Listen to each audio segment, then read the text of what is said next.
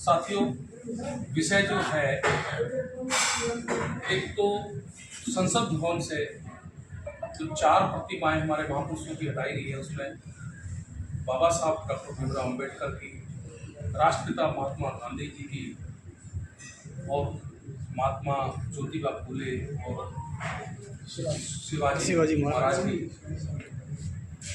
ये बड़े दुर्भाग्य की बात है कि जिस महापुरुष ने इस देश को चलना सिखाया, इस देश को एक बंधन में बांध के नियम से, ये सही मायने में पहले तो गुलामी था।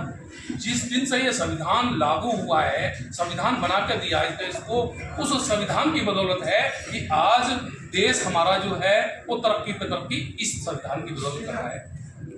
लेकिन जब वो संविधान निर्माता, उसका जो प्रतिमा है, उसके बगैर संसद कुछ नहीं है। तो ये जो एक अन्याय किया गया है, पहली बात सरकार से हम ये जानना चाहेंगे कि सरकार ने ये प्रतिमाएं किस मकसद से, किस इच्छा शक्ति से वो हटाई। ये सवाल बनता है कि क्यों हटाई, तो वो कारण बताएं। उसके बाद अगर हटा दी है तो मेरी जो मांग है, मैं ये चाहूँगा कि उन प्रतिमाओं को ससम्मान नई संसद में विस्थापित, उनको पुनर्स्थापित किया जाए। दूसरा रहा मुद्दा जो है रविदास मंदिर का। तो रविदास मंदिर की जो जगह है वो 500 साल पुरानी, तत्कालीन जो शासक थे लोधी जी, उन्होंने मेरे ख्याल से 12.5 बीघे जमीन दी थी।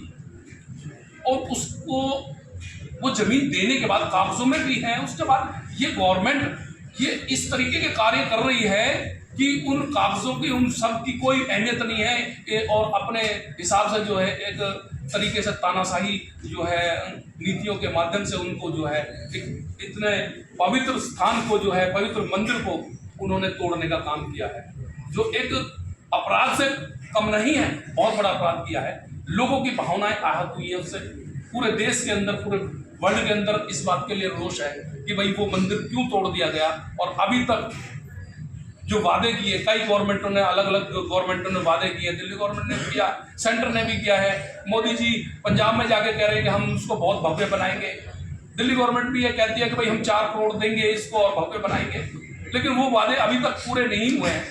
तो मैं गवर्नमेंट से भी यही रिक्वेस्ट करूंगा कि भाई अपने वादों पे खरे उतरे। रही बात यह है कि वो जमीन हमें जो अब सुप्रीम कोर्ट ने कहा है कि भाई 400 मीटर जगह दे दी। भाई 400 मीटर क्यों, हमारी तो 12.5 बीघे है, तो 12.5 बीघे की 12.5 बीघे चाहिए हमें, तो उससे कम नहीं चाहिए। मैं बस इन्हीं शब्दों के साथ में अपने वाणी को विराम देता हूं, क्योंकि समय की भी एक जो है लिमिटेशन है। धन्यवाद। जय भीम। जो भी साथी हमारे महापुरुषों के इस अस्तित्व को बचाने के लिए जो संघर्ष कर रहे हैं, उनको भी नमन, और उनसे पहले उन सभी साथियों को, क्रांतिकारी साथियों को भी नमन जो आज हमारे बीच में नहीं है और क्रांति की लड़ाई लड़ते हुए अपनी शहादत देकर के गए। मंच पर उपस्थित मेरे पिता तुल्य मिशनरी साथी जो आज इस पीड़ा को दोबारा से उठाने का काम कर रहे हैं, एवं यहाँ पर उपस्थित सभी माता बहनें, हमारे वरिष्ठ साथी, बहुत अच्छे आप लोगों ने अपने विचार रखे हैं यहाँ पर, और उन्हीं सभी बातों को ध्यान में रखते हुए मैं अपनी बात बहुत शॉर्ट में, संक्षेप में रखना चाहूँगा। सम्मानित साथियों, जब हम लोगों ने वो आप सबके सहयोग से आंदोलन किया, वो आंदोलन 19 अगस्त से शुरू हुआ और उसको 21 अगस्त 2019 में बड़ा रूप दे दिया गया।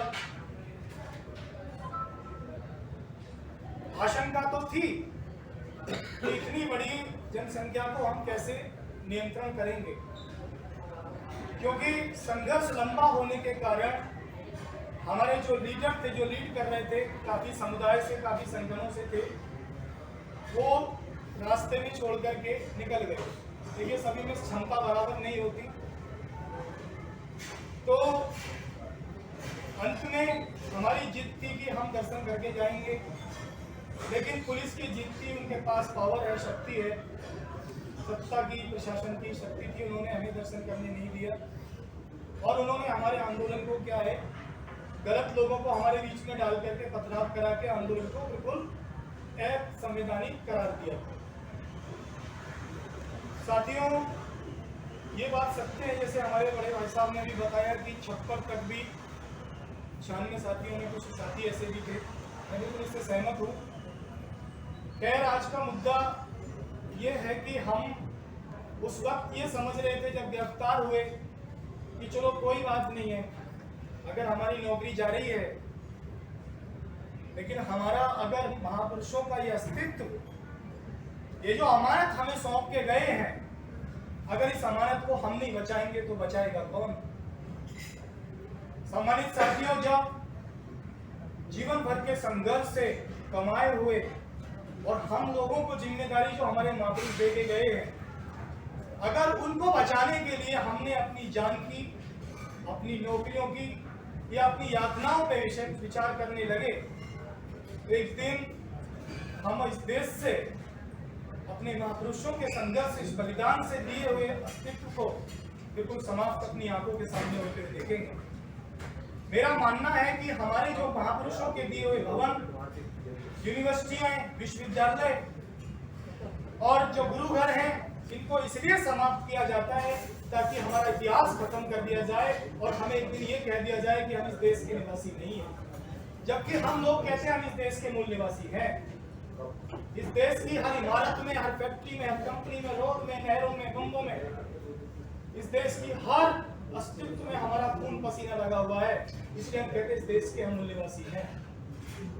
लेकिन उसके बावजूद भी मुझे जिस तरीके से ये जानकारी प्राप्त हो रही है कि अभी तक भी हमारा सरकार उस मंदिर को, उस गुरु घर को बनाने के लिए तैयार नहीं है। आप विश्वास रखिए, इस आंदोलन को हम फिर डबल गति से आगे उठाएंगे और इसके लिए हमें कोई भी कुर्बानी फिर से देना पड़ जाए तो हम पीछे नहीं हटेंगे। आप अपने बच्चों पर पूरा विश्वास करें। इसके लिए हमारी तैयारियां और भी चल रही है। जैसे हमारे गुरुजी, आदरणीय गुरुजी ने, अगर इस उम्र में भी गुरुजी इतना साहस रखते हैं तो हमारे युवाओं में 4 गुना साहस होना चाहिए, हम जैसे युवा।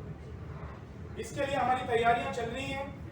हम फिर से, हमने संसद में भी अपने एक भाई को, अपने एक सीनियर हमारे जो साथी हैं, भाई चंद्रशेखर आजाद जी को भी हमने संसद में पहुंचाया है बहुत संघर्ष करके।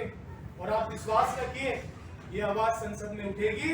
और आज मैं शाम को भी भाई से मिलने जा रहा हूँ, भाई से इस बारे में बात भी करूँगा। एक और बात, हम देश में संगठन, पार्टियां और जैसे एक हमारे बीच से साथी, हमारे सीनियर साथी हैं, उन्होंने कहा कि क्विक एक्शन टीम की जरूरत है। मैं आपको विश्वास दिलाता हूं, बहुत कम समय में हम एक क्विक एक्शन टीम भी तैयार कर रहे हैं, पूरे देश में उसका काम चल रहा है। और आप विश्वास रखिए, आप ही के आंखों के सामने इस मिशन को हम प्राप्त करेंगे, इस मिशन की सफलता को हम जीतेंगे और बहुत जल्दी संत शिरोमणि गुरु रविदास जी के तिलक वाला मंदिर आपके सामने बनाएंगे। बहुत बहुत धन्यवाद। समय कम है, ज्यादा लंबी बातें करने से कोई फायदा नहीं है। बस हमें मिशन यही है कि हमें आगे की तैयारी करनी है और पूरे देश में थोड़ा सा हमें अपने जो आधुनिक यंत्र हैं उनका इस्तेमाल करना है। सोशल मीडिया पर इस आवाज को उठाना है। हमने कई बार ट्राई करके देखा है कि अपने अधिकारों को हम ट्विटर पे जब ट्रेंड करते हैं तो सरकार को हिला देते हैं। कई बार हमारा अनुभव है, हमने कई अधिकारों, SST एक्ट को लेकर के एक बार बयान दिया था, उन्होंने RSS के मोहन भागवत जी ने, और हमने एक ही रात में पूरी रात ट्रेंड चलाया और फर्स्ट पर रखा, सरकार को मेंशन कर करके, प्राइम मिनिस्टर को मेंशन कर करके सुबह उनका बयान आ गया था कि वो तो हमने ऐसे ही बोल दिया था, हमारा ऐसा कोई विचार नहीं है। ये हमारा तजुर्बा है कि आप सभी लोग सोशल मीडिया से इस लड़ाई को 4 गुना ज्यादा पुश कर सकते हैं और हम इस लड़ाई को फिर से उठाएंगे और इस फिर से हम इस मंदिर को बना करके दिखाएंगे आप सबके सहयोग से। बहुत बहुत आभार, धन्यवाद। जय भीम, जय गुरुदेव, नमो बुद्धाय। बीके जाटव साहब, डीसी कपिल, विजेंद्र सिंह जी, धर्मपाल जी, भाई मुशेंद्र जी, हमारी बहन हमारे बीच में है, शकुन बौद्ध जी हमारे बीच में है, उपस्थित दिल्ली प्रदेश के सभी सम्मानित बुद्धिजीवी और संघर्षशील साथियों, आप सभी को मेरा नमन बताया जाए। सम्मानित बुद्धिजीवी और संघर्षशील साथियों, आप सभी को मेरा नमन बताया जाए। साथियों, मैं अक्सर एक बात में विश्वास करके चलता हूँ कि जब तक हमें बीमारी का पता ना हो तब तक इलाज नहीं हो सकता।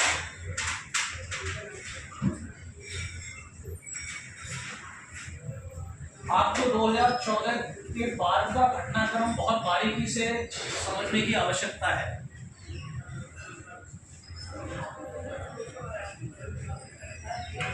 इस देश में एक विचारधारा विशेष के लोगों ने अपनी संस्कृति को स्थापित करने के लिए बाकी सभी संस्कृतियों का योजनाबद्ध तरीके से सफाया करने का काम किया है। और अगर आप इस बात को बारीकी से नहीं समझेंगे तो मैं ये मान करके चलूंगा कि हमारे अंदर ना तो वो संस्कार है, ना वो संस्कृति है, ना संघर्ष करने की क्षमता है, ना हम संगठित हैं और ना सत्ता की तरफ जा सकते हैं। अपने संस्कार, अपनी संस्कृति इस देश में विकसित करनी होगी। हमें अपने आप को उस संस्कार और संस्कृति में रंगना होगा।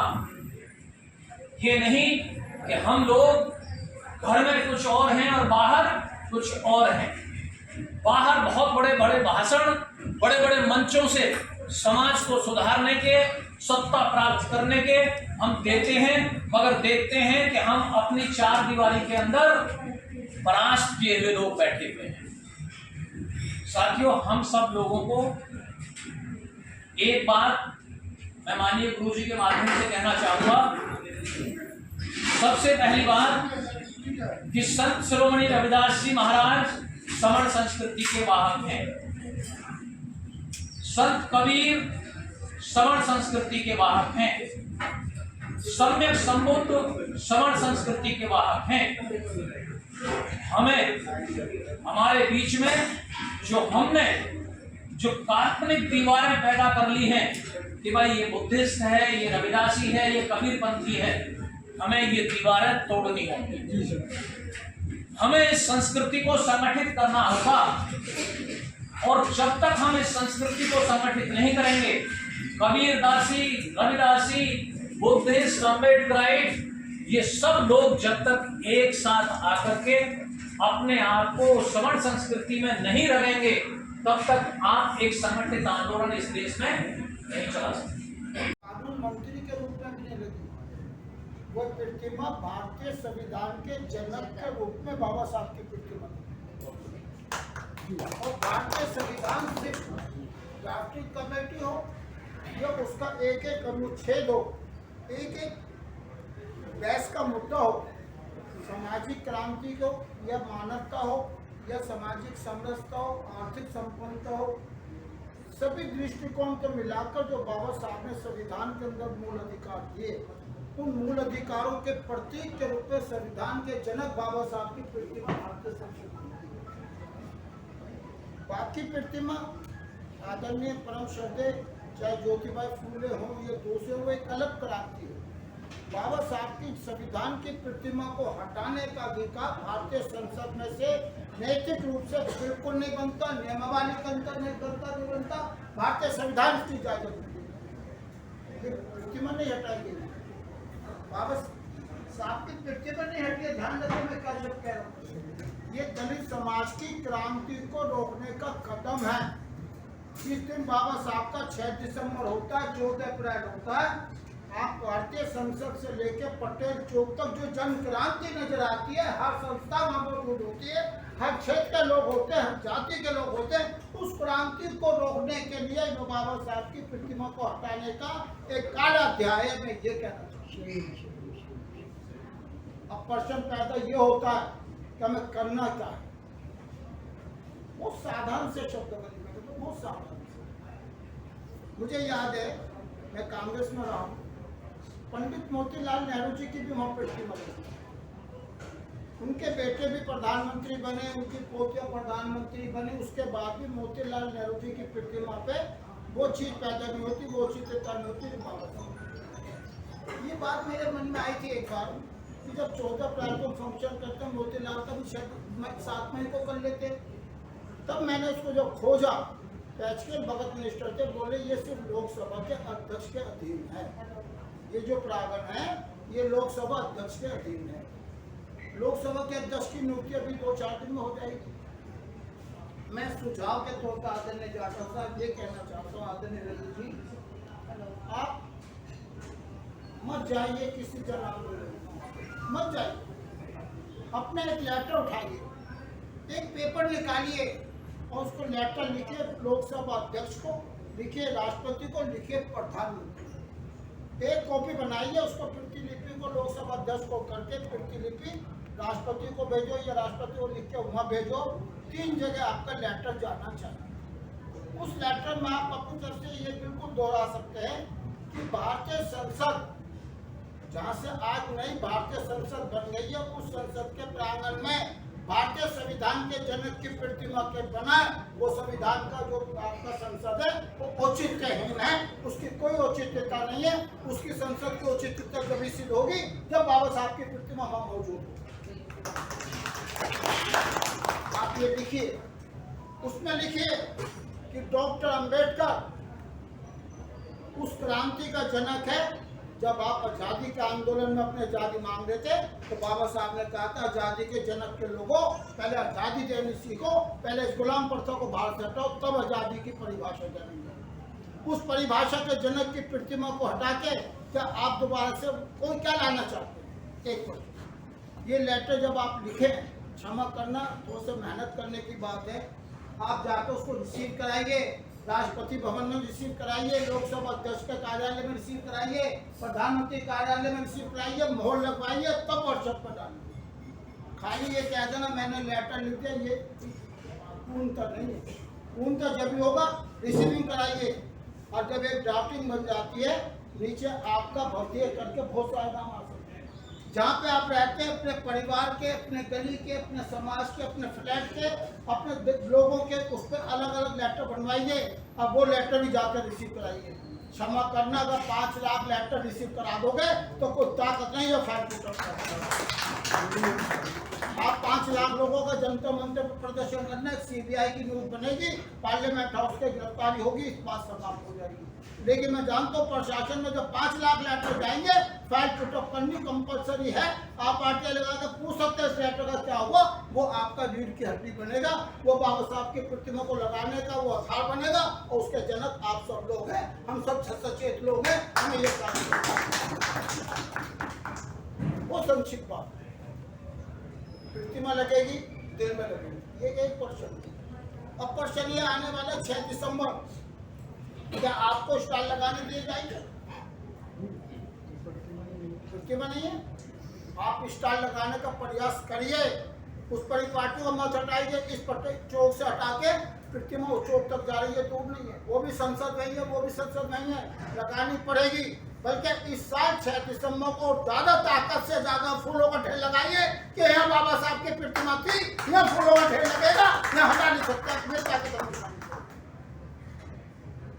दूसरी शब्द, प्रतिमा लगेगी जब हमारे बीच परम श्रद्धेय समाज के क्रांति के जनक, चाहे रावण कह लो, चाहे दूसरे शब्दों में उनको कह लीजिएगा, या क्रांति के उस अभिमन्यु को कह लीजिएगा, जब हमारे आजाद साहब हम मौजूद हैं, शपथ तो लेंगे, आजाद के दोस्त बैठे हैं, मैं जानता हूँ उनके खून के अंदर दोगलापन नहीं होगा, प्रतिमा की आवाज को आजाद उठाएगा, 100% उठाएगा और प्रतिमा लगेगी। प्रश्न है तुगलकाबाद मंदिर का। तुगलकाबाद मंदिर के लिए क्षमा करना मैंने एक बार पहले भी कहा था मनोज जी, आदरणीय साहब।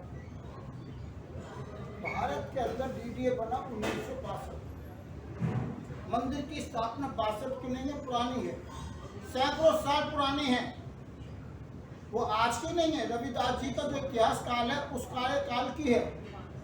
तो पहली बात तो दिल्ली के विकास प्राधिकरण लगानी पड़ेगी, बल्कि इस साल 6 दिसंबर को ज्यादा ताकत से ज्यादा फूलों का ढेर लगाइए कि यहाँ बाबा साहब की प्रतिमा थी, यहाँ फूलों का ढेर लगेगा, यहाँ हटा नहीं सकता। अपने ताकत दूसरी शब्द प्रतिमा लगेगी जब हमारे बीच परम श्रद्धेय समाज के क्रांति के जनक, चाहे रावण कह लो, चाहे दूसरे शब्दों में उनको कह लीजिएगा, या क्रांति के उस अभिमन्यु को कह लीजिएगा, जब हमारे आजाद साहब वहाँ मौजूद हैं, शपथ तो लेंगे। आजाद के दोस्त बैठे हैं, मैं जानता हूँ उनके खून के अंदर दोगलापन नहीं होगा। प्रतिमा की आवाज को आजाद उठाएगा, 100% उठाएगा और प्रतिमा लगेगी।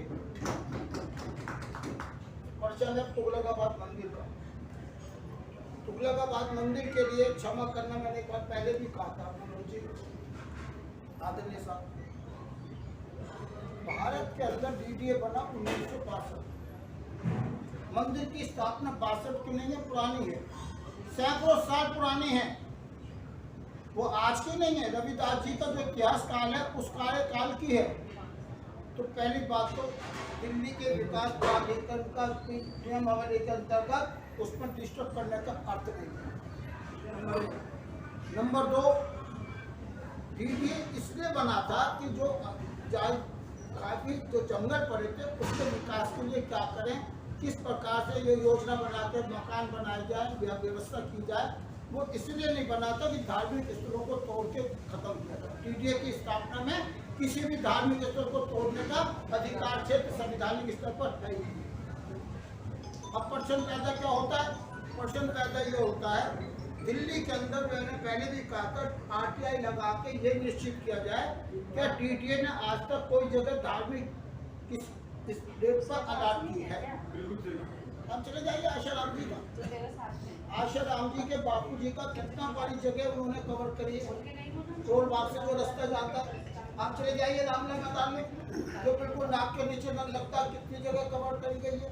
कहाँ का कवर नहीं हुई, कोई प्रश्न पैदा नहीं होता। आप पूछ सकते हैं डीडीए से कि आपकी नियमावली के अंतर्गत क्या किसी धार्मिक स्थल को किस रेट पर देते हैं, इससे पहले किसको दिए, उसकी कॉपी लाइए।